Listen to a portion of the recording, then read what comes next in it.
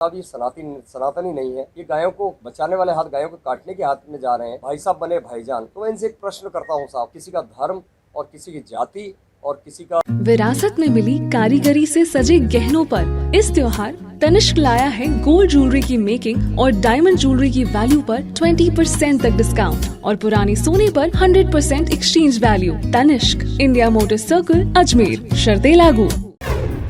अजमेर लोकसभा क्षेत्र की सभी 8 विधानसभा क्षेत्रों से भाजपा के प्रत्याशियों को अपना मत एवं समर्थन देकर भारी वोटों से विजयी बनाए। अपील करता चरण सिंह चौधरी केकड़ी, समाज सेवी, अजमेर लोकसभा क्षेत्र, राजस्थान।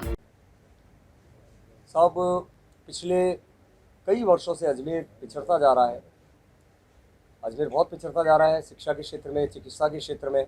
विशेषकर अजमेर के अंदर पानी की जो समस्या है, 72 घंटे, 96 घंटे और 108 घंटे में पानी आ रहा है।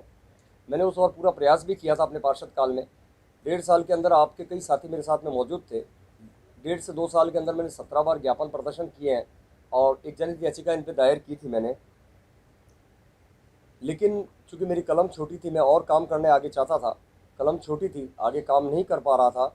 और एक पार्टी ने, भारतीय जनता पार्टी के अंदर, जो पूरे शहर के अंदर, भारतीय जनता पार्टी नहीं, तो आम जनता के अंदर भी आवाज़ उठ रही थी कि शहर में परिवर्तन, चेहरा परिवर्तन होना चाहिए, चाहे वो किसी भी समाज का, किसी भी जाति का, किसी का धर्म का हो।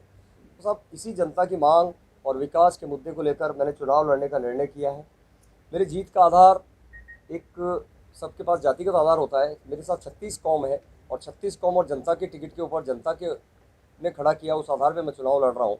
और मेरी जीत की गणित मेरी जनता है, अजमेर उत्तर के वोटर्स हैं और कोई एक जाति विशेष का मुझे समर्थन नहीं है, लेकिन 36 कौम का समर्थन है। कई कौमें आगे आके, कई जाति और के लोग आगे आके संपूर्ण जाति का समर्थन मुझे चुपचाप दे रहे हैं।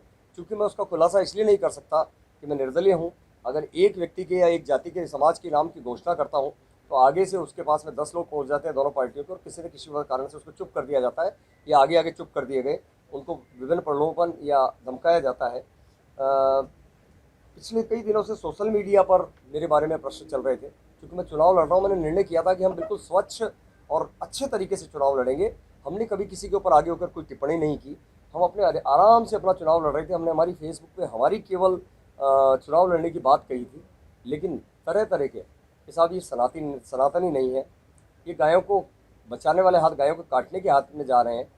भाई साहब बने भाईजान। तो मैं इनसे एक प्रश्न करता हूँ साहब कि किसी का धर्म और किसी की जाति और किसी का मानसिकता बदलने वाले या उसका सर्टिफिकेट देने वाले आप लोग कौन होते हो?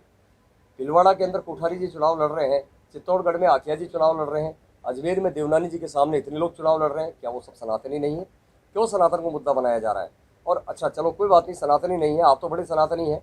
तो माननीय इंद्रेश जी भाई साहब भी तो इनके बीच में काम कर रहे हैं। नरेंद्र भाई मोदी जी भी तो सभी समाजों को, 36 कौम को लेकर साथ चल रहे हैं। चलिए उनकी भी बात छोड़िए, आप अजमेर उत्तर के अंदर जो विभिन्न कौमें रहती है, क्या किसी कौम की आपदा आ जाएगी तो क्या उनको साथ लेके नहीं चलेंगे? क्या आपका भारतीय जनता पार्टी के अंदर आपका अल्पसंख्यक मोर्चा नहीं बना हुआ है? क्या आपके पदाधिकारी में अल्पसंख्यक मोर्चा में कोई अन्य जाति का कार्यकर्ता नहीं है, अन्य समाज का कार्यकर्ता नहीं है? तो फिर ये जब इतने लोग चुनाव लड़ रहे हैं राजस्थान में, तो ज्ञान सारा सा चुनाव लड़ रहा है, तो वह सनातनी कैसे हो गया? मतलब मैं इसलिए सनातनी नहीं रहा कि मैं देवनानी जी के विरोध में, मतलब उनके सामने विरोध नहीं कर रहा हूँ। मैं चुनाव लड़ रहा हूँ, मैं खुला चुनाव लड़ रहा हूँ। निर्वाचन आयोग को मैंने एप्लीकेशन दी है। अजमेर लोकसभा क्षेत्र की सभी 8 विधानसभा क्षेत्रों से भाजपा के प्रत्याशियों को अपना मत एवं समर्थन देकर भारी वोटों से विजयी बनाए। अपील करता चरण सिंह चौधरी केकड़ी, समाज सेवी, अजमेर लोकसभा क्षेत्र, राजस्थान।